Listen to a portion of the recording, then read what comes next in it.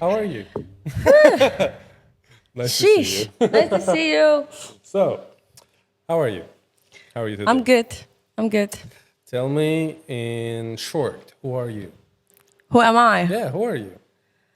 I'm a, I'm a person. I'm a singer. I'm a songwriter. I'm a daughter. I'm a girlfriend. I'm a Sweet. friend. And if I ask you in general, who are you? Not as a status or as a job or as an artist, but you yourself. How do you describe yourself? Not your name, because that's what's applied to you. Good question, though. No one really asks you these questions. I know. Great. I would say that I am creative. I don't know, some sort of creative personality, which can do, and I'm doing in general. Like I'm going with my passion, like what I want to do, and I'm just like creating, living, enjoying. So I'm just sort of like just structure, creative structure. A I would creative say source. source. Yeah, Okay. And you was born in Ukraine. yeah. How did growing up in Ukraine with Russian roots affected your life? How did it shape your identity today with this political climate? Oh damn! Like I'm feeling like I'm really took so much from Ukrainian culture because I was studying in Ukrainian school and I know Ukrainian language. I'm the only one from my family We who met knows in Ukrainian Ukraine. language. Huh? So we met in Ukraine, so yes. Yeah, I mean, yeah, I know Ukrainian language. I'm the only one in my family who knows Ukrainian language. Okay. I am the only one who knows Ukrainian songs, and my parents and my grandma still loves the most when I'm singing Ukrainian song, Chornobrivtsi. That's cute. And it's like, this is so cute. But at the same time, I know so much about my family who was like a bit Jewish. Some of my roots are Jewish. Some of my roots are Jewish here. Yeah, in right the here. house. Most of my roots are from Right. Russia, Belarusia. Yeah, so something like that. Okay, I'll ask you this. What were your childhood dreams? And did it change over time?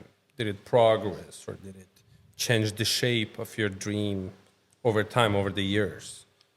I'm feeling like I'm now in my lifetime period when I'm really changing. Like I'm feeling that something is really, really changing in me. And maybe this is what is life in your early 20s when it's like, when you're like, it's not working the way it was working before, and you don't know still how it's going to work in the future. So it's Right. like in the between, and you're kind of not, you can't live with the same structure you've been living before, especially because of this 2 years and I had to move and all this stuff and like change my whole life from the beginning and start everything from the beginning. But yeah, but at the same time, it's a great opportunity to try different new things, right? It's like a great option to see what other stuff can bring me joy. So, Right. But what was your childhood dream?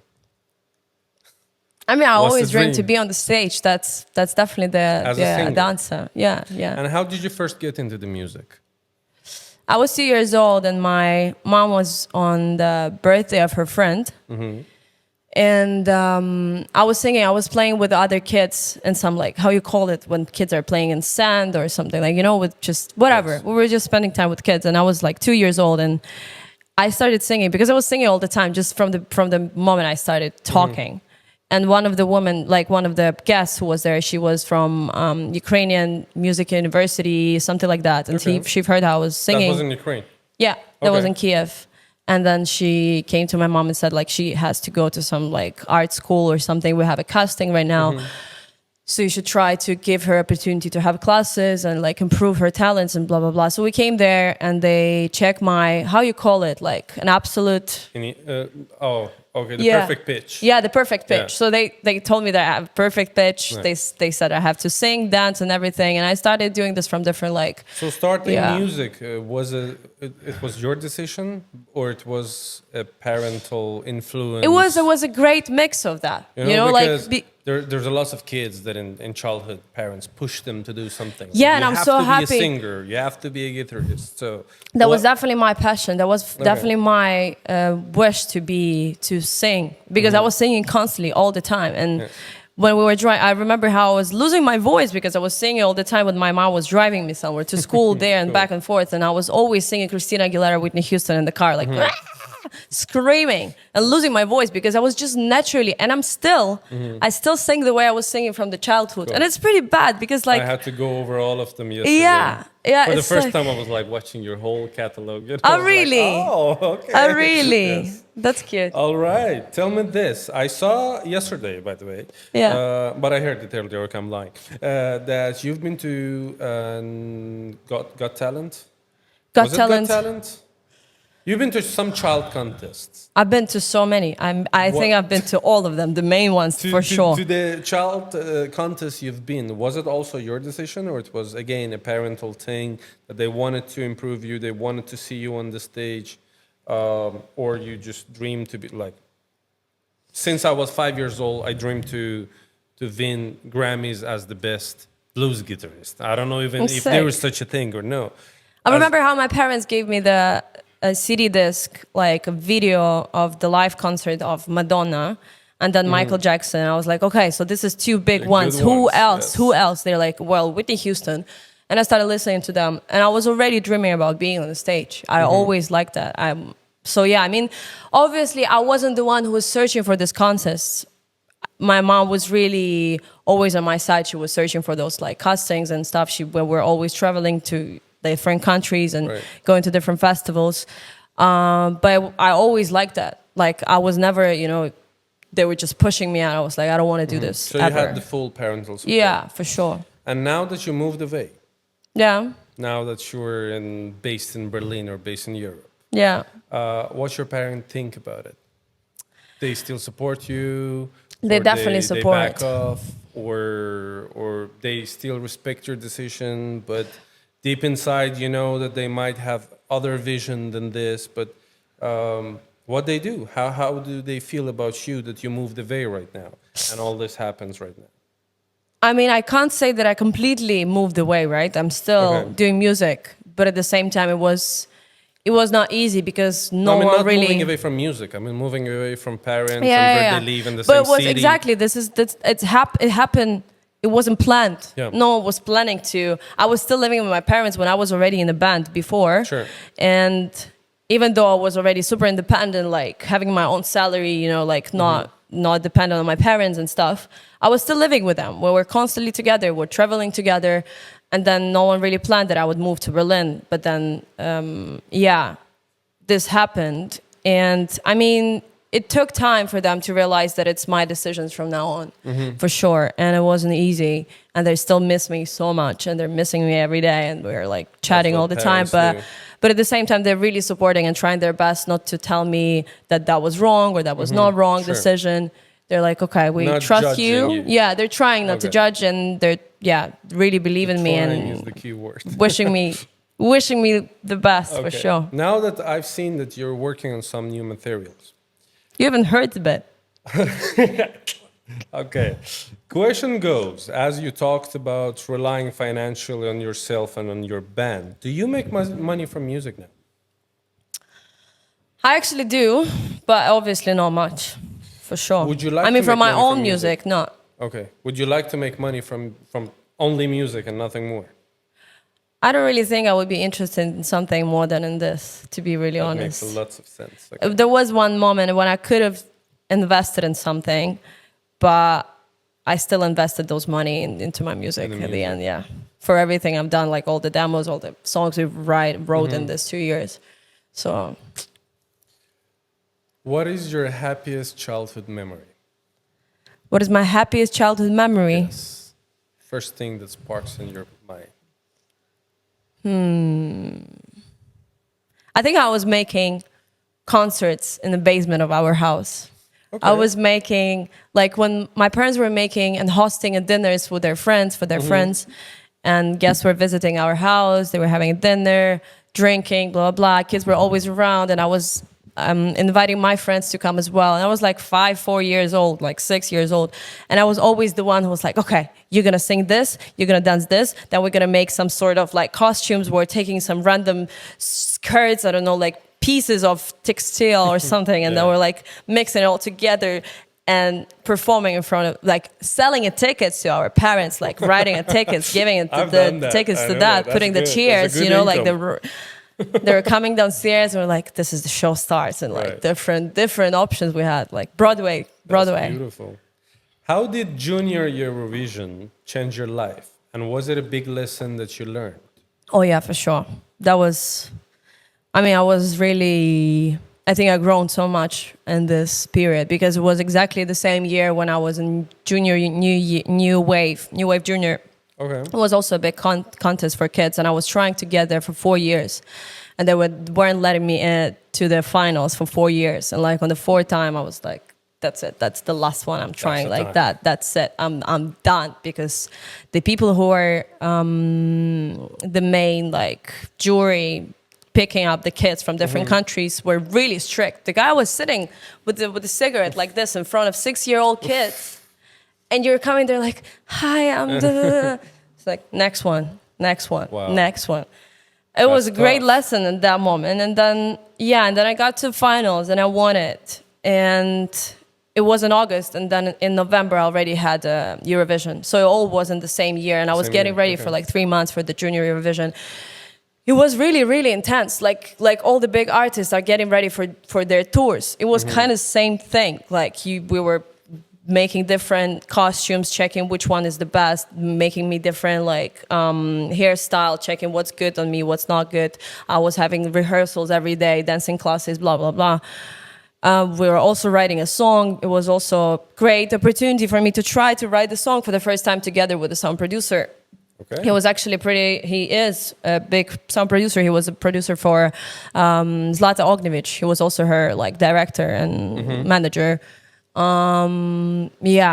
I was working with a big proper team, and then when we got to the finals and I was getting ready for that, I knew that from the beginning I could not win because the girl before me, 1 year before, she won. She was from Ukraine. Okay. So that's why the Eurovision was in Ukraine at that time, I at see. that year. So I knew that the best one, the best, ending for me would be if I would have the second place. So when I got the second place, I was like, no way. I was crying. And emotionally, it was really hard the whole period of time. I remember how I was really like stressed. And I was even going to psychologists, like kids wow. psychologists, getting ready for that. I was so scared of how much pressure you have when you are like, you're responsible for the whole country. Like Yes. it is. Especially as a kid. Yeah, I You was know, 12 like- years old. I was Right. like, damn, A lot of pressure on you back for then. sure. What was your first emotion when you joined Viagra, the band, and how did it happen? How did you join Viagra? I knew Konstantin Milades since I was 9 years old. Okay. He was a jury in one of the castings for The Voice Kids, and I got to the like few, like how you call it, rounds or something. And he was a producer on this, like he was on the backstage all the time. He wasn't in the main, cheers, but he was always there. And so after that, he was always like, we were always seeing each other in different contests, different projects, different like competitions. Somewhere he was a jury, somewhere he was just a producer on the backstage and stuff. And and then was 2017 or 2018 when I was in The Voice Russia, an adult one. Okay. And he was a jury there, and I got to his team. So after that, we already had the contact of each other, and we were discussing somehow. He invited me to his office. He was like, I want to work with you. We should try to make an artist from you. I really want to write songs for you. But then no one of us didn't really, like we both didn't know how to really build a project because I was still like 17, 18-year-old girl. I didn't really knew what I wanted to do. At that time, I was like, I don't want to do music anymore. That was a Yeah. Because it was, ending of the school, and you really have to think what you're gonna do in life, right? Like you have to either go to university, music university, and continue building this thing, or completely change your way and like go, I don't know, economics or something, which I would never be good at. And so yeah, he called me 1 year after. Hey, Sophia. I'm like, yes, sure. Hi. Can you come please to the studio? I need to talk to you. I'm like, okay, yeah. And I was 19 and I came to the studio. He's like, I want to make a new, how you call it? Like he wanted to change the girls again. Rearrange the band. Yeah, rearrange the band. And he wanted to make it more like musicians, more singers, more music, put more music into this project instead of just beautiful, hot girls dancing around and singing nice songs. So he was like, yeah, we should try to do that. Let's start from the song. He was always saying like, let's start from the song. So if the song would be boring, then it would happen. Then so this is how it happened. Yeah. Perfect. Joining Viagra, do you prefer being a solo artist or you prefer being in a band? Good question, because I really enjoyed the time in Viagra. And I wasn't expecting it to be this way, to be honest. I was really thinking, I left the studio that day and I was like, I never really wanted to be in a band. Like someone was asking me 1 year ago, months ago, before that happened. I hate being in a band. Yeah, I was like, I wasn't really planning to be one of something. I wanted to be solo always. But it was such a great experience. To have the spotlight. For sure, but it was such a great experience. And I thought that I already know everything about stage. Like I already thought that, I'm a professional. I know how to work on the stage. I'm 15 years on the stage, and I don't really care. It's gonna be easy. But then when we had the first concerts, I was lost. Like I didn't know how to act when we're three on the stage. And one of the girls who was before us, she was working in the band already for 2 years. She was like really holding us with the hands and moving us around the stage secretly, under the back, like here and there. And we're like, oh. So except you, there was another 2 girls in the band. Yeah. How did you get along with other girls? Good question though as well. I mean, I'm really missing our great times there, because there were great times. I can't say we weren't really, really close friends, for sure. It's hard. You don't have to be friends when you're working. Yeah, sure. You have to have a great relationships, working relationships, and like respect each other and be good with each other. But you don't have to be friends and like share secrets and stuff. We were pretty different, we were from different families, from different, we're looking life different. So I was always dreaming to build a project like this way, blah, blah, blah. I was always in this way. I was always ambitious, maybe even too much. Constantine was sometimes like, you sit down, like enough. Calm down. Like, calm down, really. It's like, no, we have to do this album, this concert, tour, blah, blah, blah.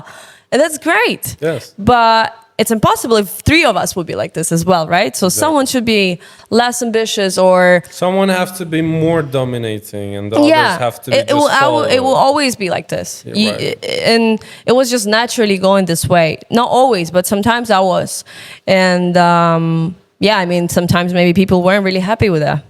But it was pretty good. Like we're still chatting, especially with Uliana. We're even seeing each other if we're in one city, and we're traveling a lot. And Are you satisfied with your success abroad, far from Russia, far from Ukraine, or with the progress you're making with your music?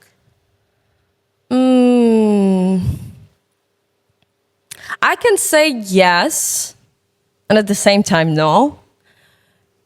Because I am really sometimes like, I don't have enough time. I need to do this faster. I need to I want things to be quicker. I want stuff to happen quicker. But at the same time, just 1 week ago, I had a dinner with my friends. I invited everyone. I was a host, and most of them were like Russians and Ukrainians, and we were in Berlin and in the apartment, and they were discussing something while I was preparing drinks or something, and someone was like, yeah, Sofia is a machine. She is a machine. I'm like, what do you mean? I'm not a machine. They're like, come on, girl, you are. Like, well, maybe I just don't notice just that don't for know sure. about- Yeah. yeah, But that's people right. around me really say that I'm like still continue pushing. And girls, Mm-hmm. two other girls, they're also, one of them is a singer, another one is a DJ, and they're also struggling with some problems like building their career in Europe. And they're like, yeah, I don't know how to do this, how to do that, how to like present myself, how to make so many reels on Instagram or something, like to promote yourself Right. when you're independent and no one helps you.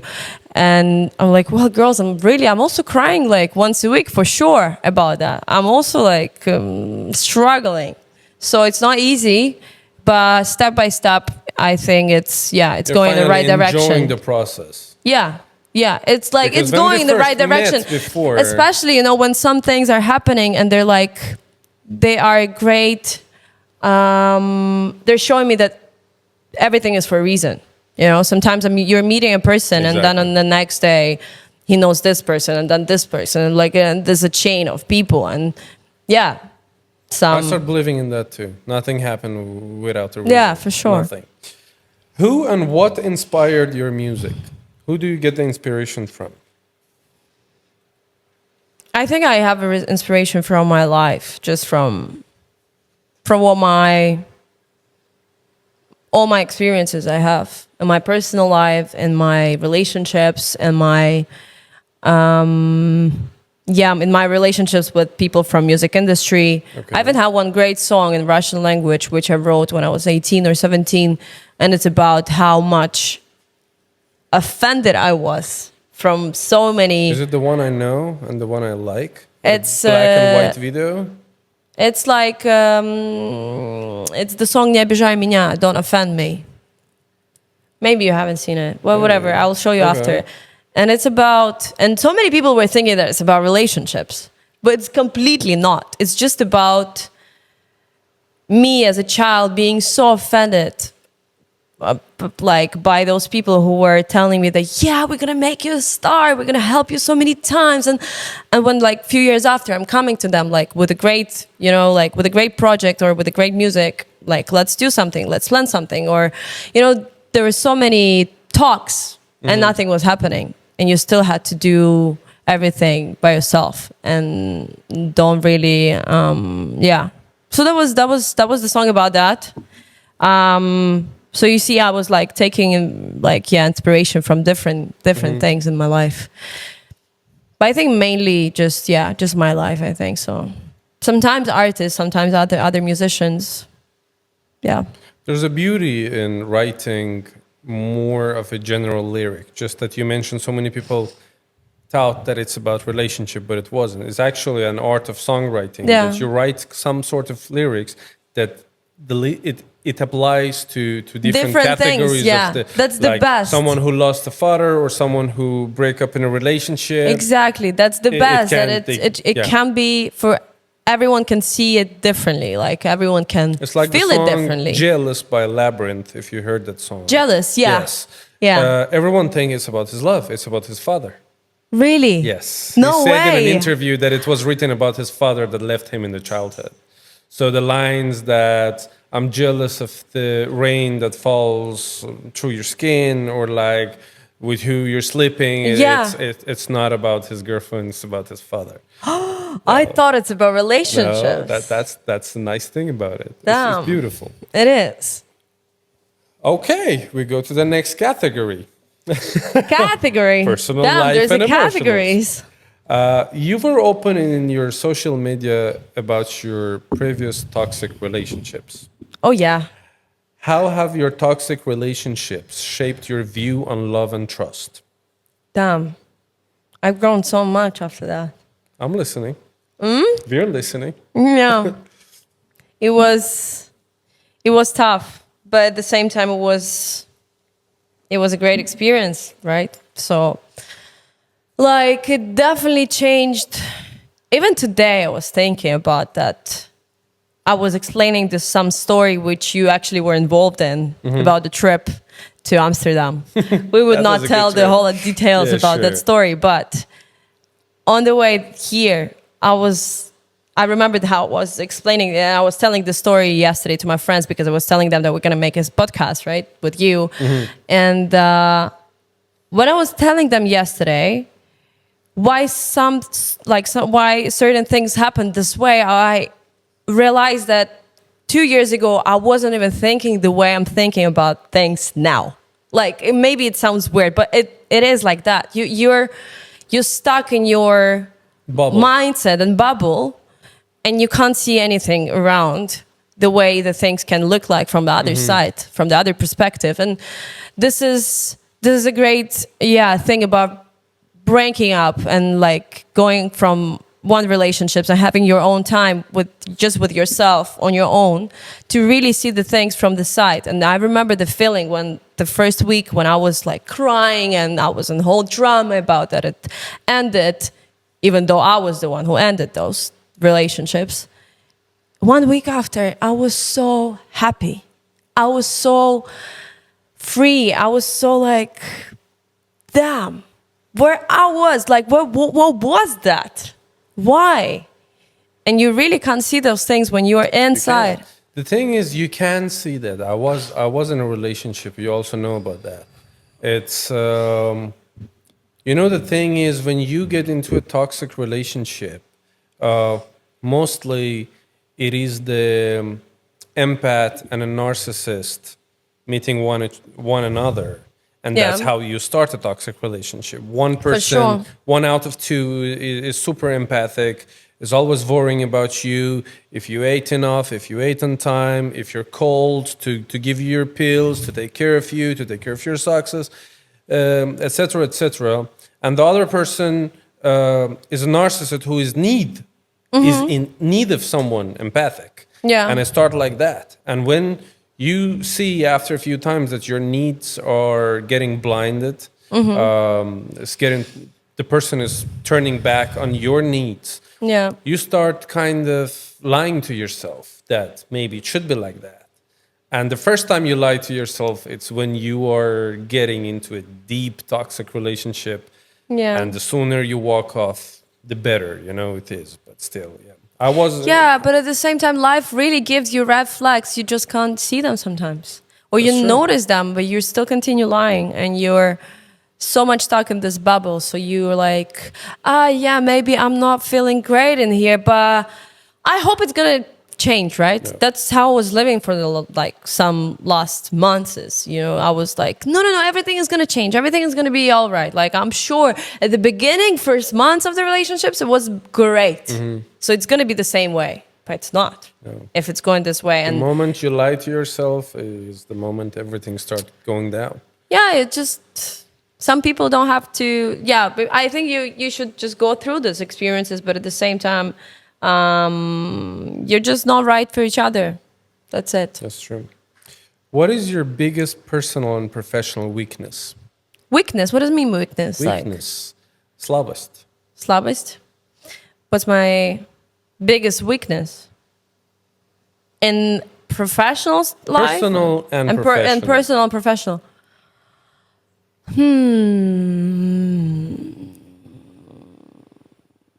Damn. Something that you would like to change in yourself, something that made you suffer maybe in certain stages of your life, a part of your character, a part of your behavior, a part of your habit, a part of you that's your weakness. For me, it used to be, for example, my family. I had a weakness about it that it was like, I would say, a soft point that I could sacrifice lots of things, good and bad, just to keep everyone satisfied. But then it comes to a point that I'm like, no, I'm not going to keep everyone satisfied because it's me. That's what I'm doing all the time when I'm just hanging out with my friends or just with people around, even if it's like working stuff, when it's shootings of music videos, whatever, in the studio, I care about what people are thinking, how do they feel themselves, too much. Way too much. And it comes to the point when I am already feeling not okay. And I should have just be more focused on myself. But I continue running around everyone and trying to be sure that everyone is... To keep people around sacrifice you happy. yourself to keep everyone happy and satisfied. I think that's one, for sure. Have you ever struggled with depression? Why and how do you cope with triggers? And what are the triggers? I'm asking myself almost every day, do I have a depression now or not? Seriously, sometimes I'm like, maybe I really do, or maybe I don't. Sometimes I'm like, If you're doubting, probably you don't have a depression. Because if you have a depression, you know you're depressed. really? Yeah, you're drained, you're demotivated, Completely, you yeah. can't travel, you can't go to gym, you don't love the things you used to love before, things have- that you enjoyed. A very, very bad period sometimes. And I think the worst one was in 2022, like in autumn, when, when the summer already ended and Berlin wasn't really so nice anymore. It wasn't That was sunny. my birthday, It was your birthday. autumn 2022. Yeah, by Yes. the way. But yeah, and I think exactly like in December, in like November, December, January, February, I was so lost. I was lost and unfortunately, I really was drinking alcohol a lot. And I was like, this is weird, but I was continue doing this. Yeah. And you continue living, but at the same time lying to yourself that everything is great. It was bad period. But I definitely have sad episodes or something, but I can't say that it's a depression. And I think everyone has this kind of like, time period. What is it? What triggers you What triggers into me the depression? Yes. into that? Thoughts about my career, thoughts about my future. I am the one who really wants to know that I want to control stuff. I hate it. I love it and I can't. hate it at the same time because I know that it's not going to make me happy by the end of the day if I will really continue controlling. But nothing makes me more happy than when I know that something is really Honestly, that's I going will to tell happen. you, I had that for my whole life. Controlling and being a controlling person also. Yeah. And not only a career, but everything around, family, job, music, everything. And always wanted everything to be super planned. So I know how things are happening. Structured and But for the past 2 years, I'm getting old. For the past 2 years, so many unexpected things happens that I start understanding that I can't plan it, and everything that it happens for good. Even if now I don't understand that it's for good. Even if now I look at the situation, I'm like, that's not a good situation. Career-wise, financial-wise, family-wise, things are not good. Then 1 year later, I look back, I'm like, wow, that happened exactly for this reason. And if that wouldn't happen, I might end up homeless, but things happen, and I'm like, wow, things happen, super interesting. yeah. And I wasn't much of a believer. I start believing after a few stuff happen. I'm like, things are crazy. I'm learning not to do this. Yeah, definitely. And at the same time, I'm also learning to hear myself more clear. Like just to really feel like, do I need to go there tomorrow or I don't? Do I have to fly there tomorrow or I don't? Even if people are inviting you to different cool places, I don't know, for partying, for hanging out with friends. Yeah, like I think 1 year ago I would say yes to everything. But now it's so much more important for me to really like settle down and feel like, okay, do I really need to? To enjoy your Do I peace, want to? enjoy yourself. Yeah. Who's the most important person in your life? I think my mom. Why? She was a really big, and she is still, big role of my huge motivation of what I'm doing and for I'm doing this whole thing. And sometimes it's hard because I'm really having like sessions with a psychologist, and we're trying to figure out if I'm saying some phrases because I am saying them or it's because my mother is saying them, and it's like in my, it's so much in me now. But at the same time,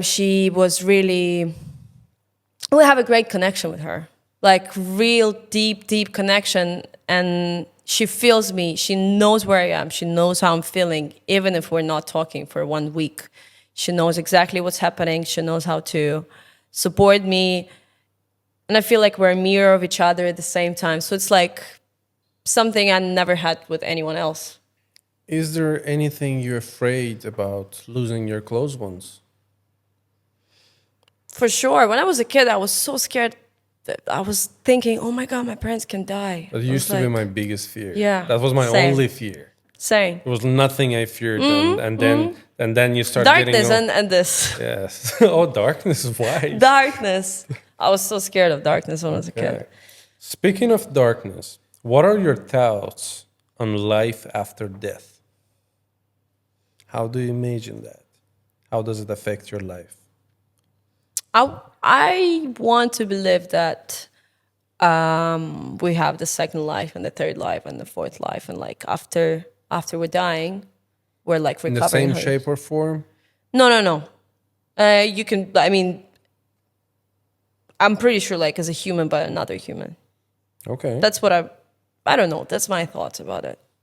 And I feel like even when you're talking to people right now and all your like close friends, you can definitely say that if you had the same amount of previous lives, if the person had the same amount of previous lives. And some people don't have, and that's why they're on the different levels of understanding how life works. And it could be like you can be different age, right? Like you can be 80 or you can be 18 and you can be still on the same level and you can have a great connection with the Right. person.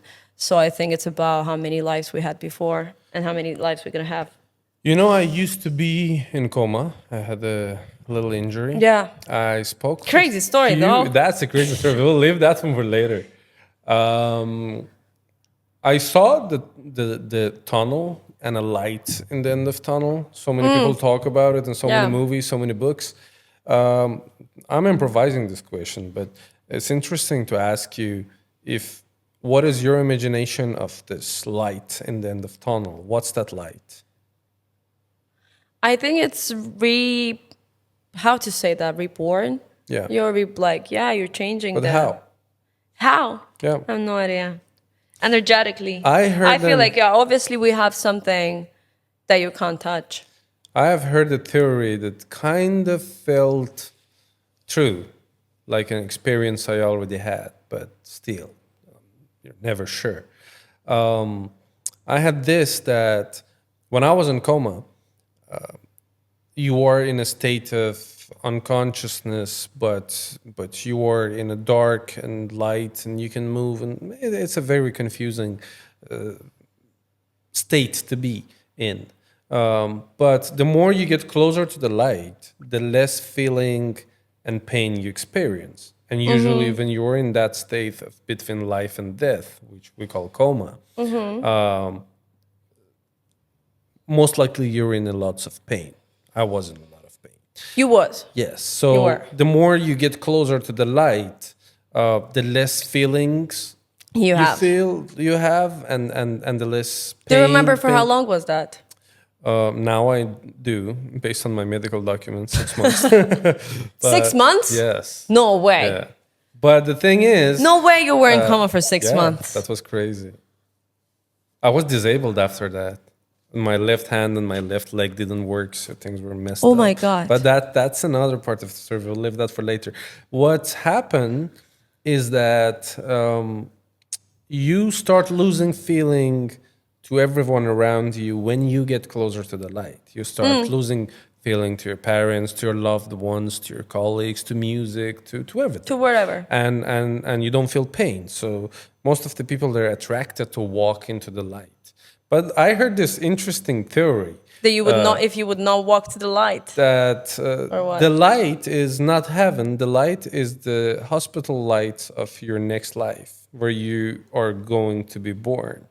So you're searching for the, like, So you're searching, like your soul Where is to settle searching down. and if you go there, so the body you have now, your mission is complete. You get reborn again with zero experience again. But if you decide not to go to the light, you get lost, which is the state of coma. That's a conspiracy theory, but it's interesting. damn. What is Such your a deep biggest dream thoughts. now? What's my biggest dream now? Yes. To have a big tours and do live concerts and to be happy with that and to bring joy to people who are listening to my music, and to somehow change their, if I would somehow change their emotional state, or just something in their lives would change if they're gonna listen to my music or go to my concerts, that's already a big dream for me. And I mean, yeah, I would be happy with that. Are you close to achieving your dream?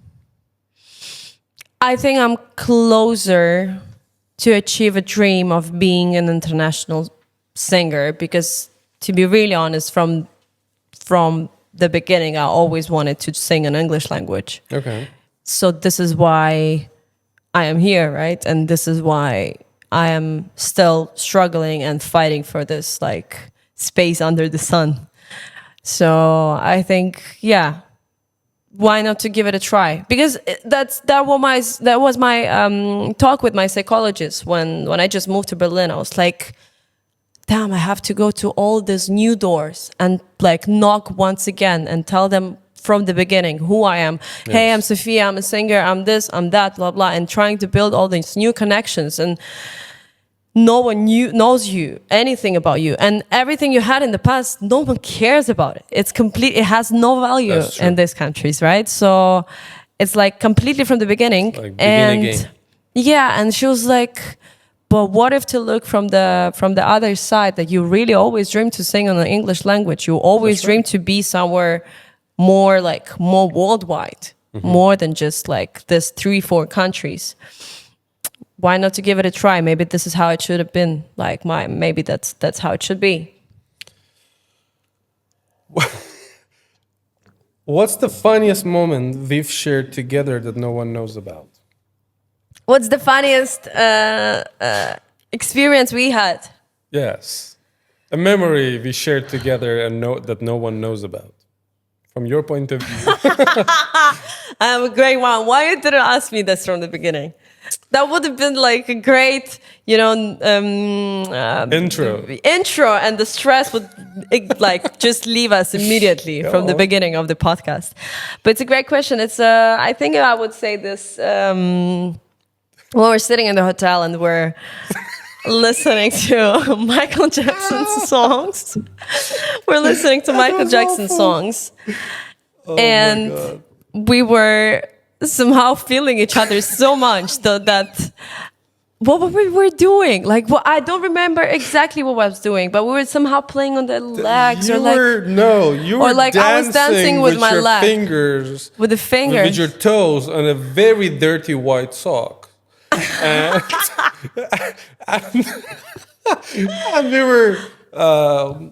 we were talking about the sound in Michael Jackson's song, Beat It. Yeah, and there's like... Beat it. Yeah. And we were asking how they recorded the sound. So you said that it sounded like a butt slap. And I say, it's interesting how they recorded it, because we were so musically into this that I said that, when they are miking the amplifier, like the guitar amplifiers, they put black tapes on the amp where the microphone would be.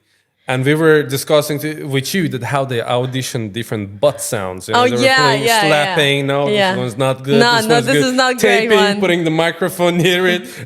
And then you ask, so how you call the player, like the musician who plays the butt? And I was like, the buttist. The buttist. And then, the buttist. Okay, that's a good one. And then the pixels and the... Damn. What was your first impression of me, and how has it changed? It definitely changed a lot. I know. Yeah, for sure. It changed a lot. I'm so glad that it changed, because to be really honest, from the beginning, you were, I mean, that's not bad, but you were trying to show yourself as such a, like, independent and like portion. I don't know. Like something what's not real you. This is not you. You're a much more warm person. Like it's cozy when you have talks with you, and when it's deep talks, it's a great time to spend like this. But when it was from the beginning, it was like, guys, stop like faking. It's not you. Like I know there's something deeper in there. So I'm glad that it changed. To know what's yeah, okay. Yeah. I had kind of the same about And I it. hated you because you were lying that you're speaking hate- only English language. Imagine, he was lying. He was lying for so long. You wasn't the first one. I know that I wasn't the first one. I'm glad that I one realized haven't that knew like for one 8 month or years. 2 months after. But yeah, from okay. the beginning, we were speaking only English. I was like, okay. I mean, you never asked. I never asked. That wasn't 1 month later. That was 2 years later. No. Yes. We met first time, what, in 2017? No, but no, 2020. 2020. It was COVID, after COVID. That was 2019. I think 2020. Okay. Right. Anyway. But then you understood that I speak Russian when we haven't spoken for almost a year, and then you text me. I came to the cafe, the Khlebny, and I spoke, and then you're like, "Fuck you, you speak Russian." Yes. I was like, Yeah, I "Why think you that haven't was said?" that I said, one. "You never asked." So Yeah, it was I think good. that was that one. All right. Sheesh. Cool. Have you ever felt lost? For sure. I don't think I've ever been in the state when I was like completely lost. But for sure I've been in the time periods, episodes when I was like, I don't know what exactly I have to do right now. What is my... To be really honest, it's sort like now I'm feeling something like that. As I already said from the beginning, it's like the time when the things are not working the way they were working before, but you still don't know how you want them to work. So it's like somewhere in between and somewhere in the middle, and you're, yeah, but there's something good in this, when you have this lost feeling. And even yesterday, I asked my friend, she's 27 or 28, and she's like, I asked her, when was this moment when you like finally realize who you are and what you're like as a woman, as a girl? When was this? She's like, well, I'm still here and there, but like after 25, it's kind of gets easier. I'm like, I hope so. I just hope so.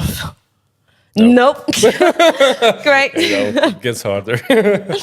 Have you ever been under pressure of fame as a child? Have I ever been in a pressure? Under pressure of fame as a child. You've been going to all different contests and your parents been supportive. Have you been under pressure in school, within the friends? Whatever. I was definitely under pressure by... I was definitely under pressure when I was in the Viagra band, for sure. I was also definitely under pressure when I was 16, 17, as I told you already before, thinking if I don't want to do music anymore, maybe like leave me alone, let me think, maybe I don't want to do this anymore. But then, yeah, and there was a year when I went to university and I didn't like what I was like. I went to acting university and I realized that I don't have any time for my music. So I left it and I changed it to another university, which was like music one, but I had just session, like I had exams.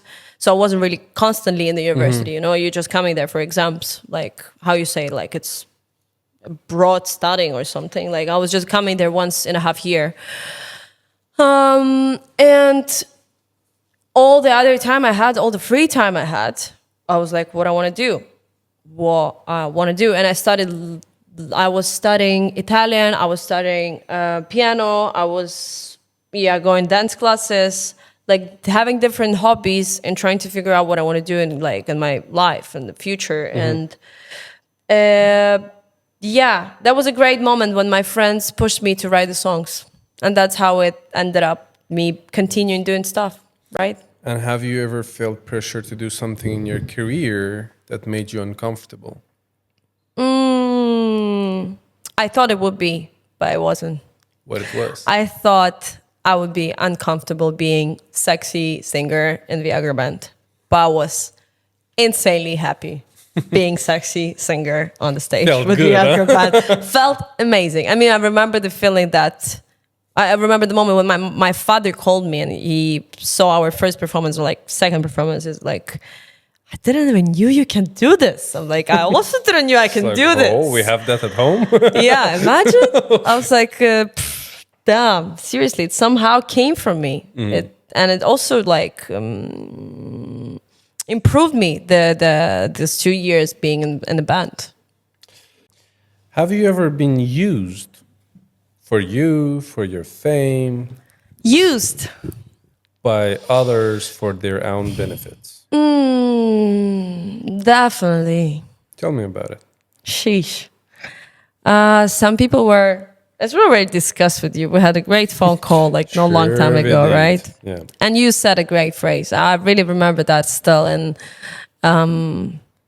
yeah, I mean, maybe I've heard it from so many other friends I have and who were telling me this about my previous relationships or something. But for sure,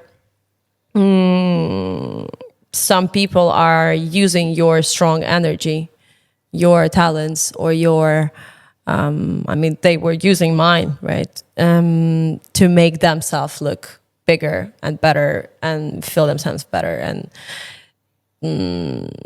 that's not nice, but at the moment you can't really realize that, I think. I think at a time, no, but again, I feel you're empathic. Empathic? You, yes. Maybe. Maybe that's why. That's why, yeah, for sure. How do you feel about it now? How do you cope with it? Did you move on? For sure, I move on. I moved on, and I will try not to let anyone else to use me this way. But at the same time, I'm feeling like so many people are using each other, to be honest. And life in general is working this way somehow. But only, like, it's okay if you really accept it, if you are okay with that, and you know that you're using this person, or his talents, or his energies, his sources, and he gives you something back. I believe Or that you give him that's something okay back. as long as that's like a mutual. Yeah, as long as Benefits. everyone is happy with that. Right. Both are happy, then why It's like not? working together on something. For you know? sure.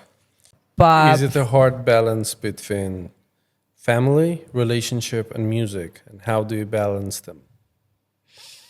now it works well. Now it really works fine.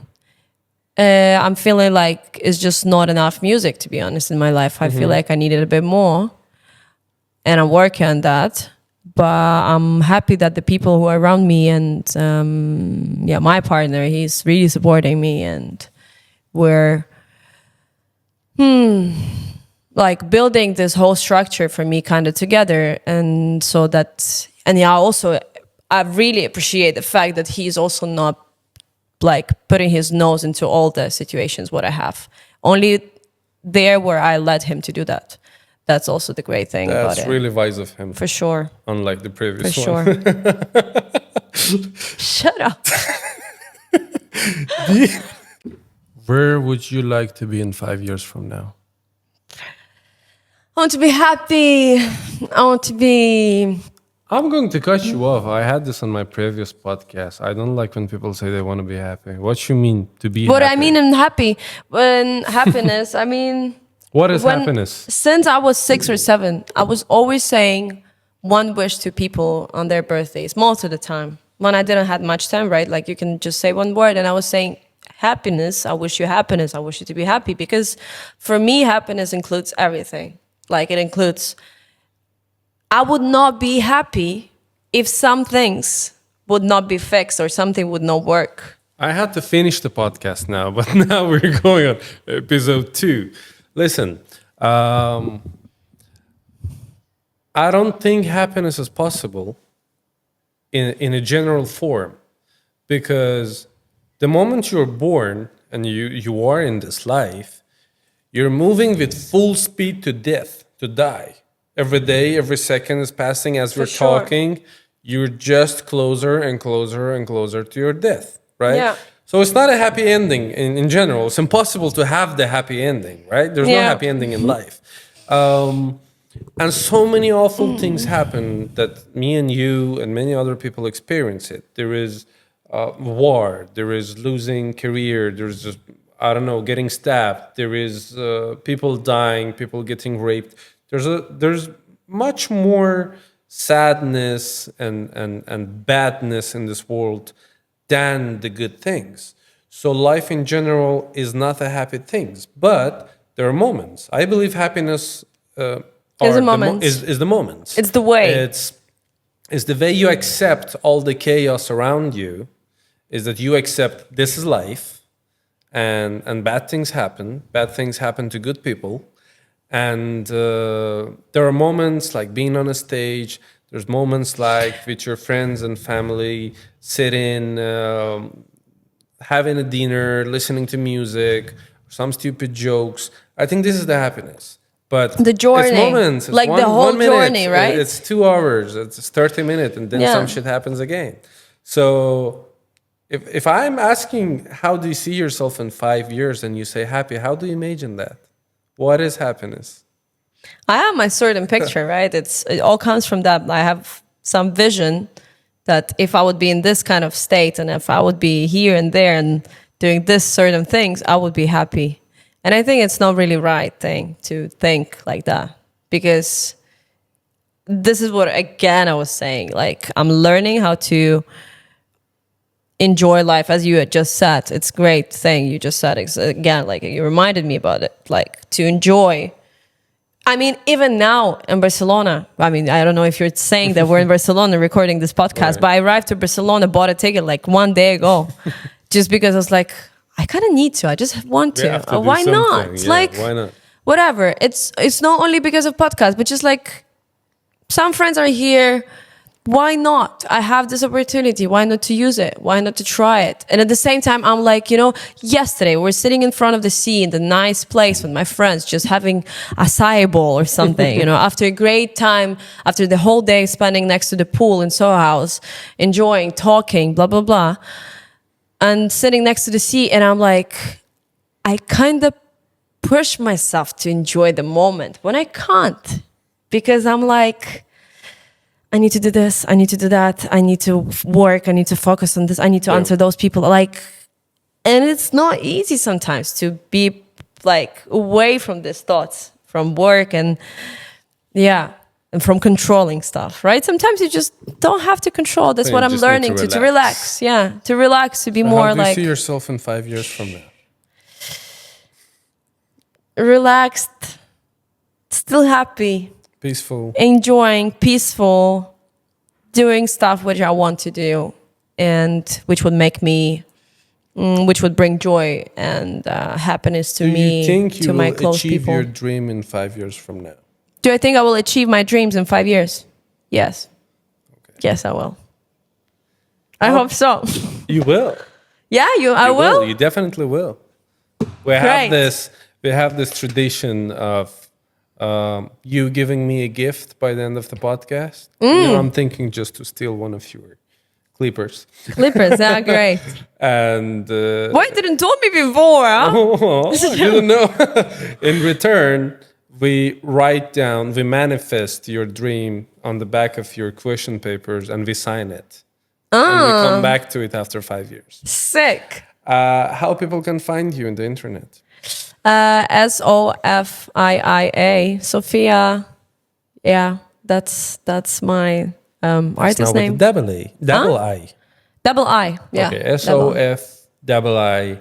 Yeah. And the same in the Instagram. Yeah. Perfect. Yep. Thank you so much. Thank you. See you. Great. Here we go.